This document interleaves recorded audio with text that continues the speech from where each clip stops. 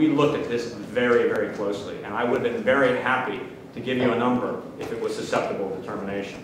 But we ended up concluding that there were so many things left to the future in two areas. One, the 9 petitions envision significant legislative action.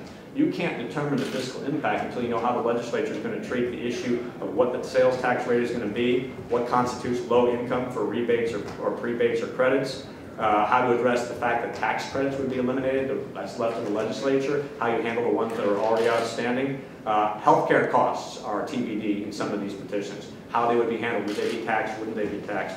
A method for providing rebates, credits, and also additional tax exemptions. There's a lot of possibilities for the legislature to add to the list that's in some of these, and how to handle senior citizens and the disabled. So these petitions envision a lot of legislative action. I did not think it would be fiscally responsible to try to quantify a petition without knowing what the legislature is going to do. The other area is in the area of consumer spending.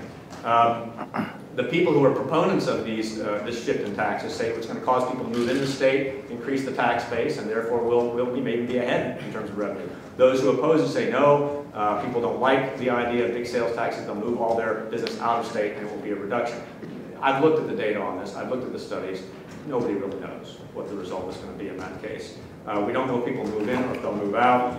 We don't know whether people will go to the internet or not. Now there's even a proposal to tax internet sales, which would again affect that even more. And we don't know whether people will establish locations, accounting firms and others, out of state to avoid paying some of these taxes.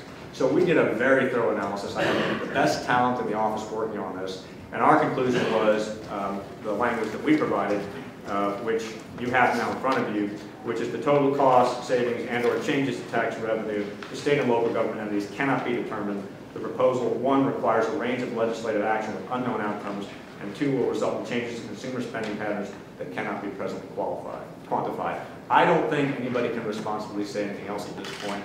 And so that's the way we issued it, and now it has to go to the Attorney General for certification.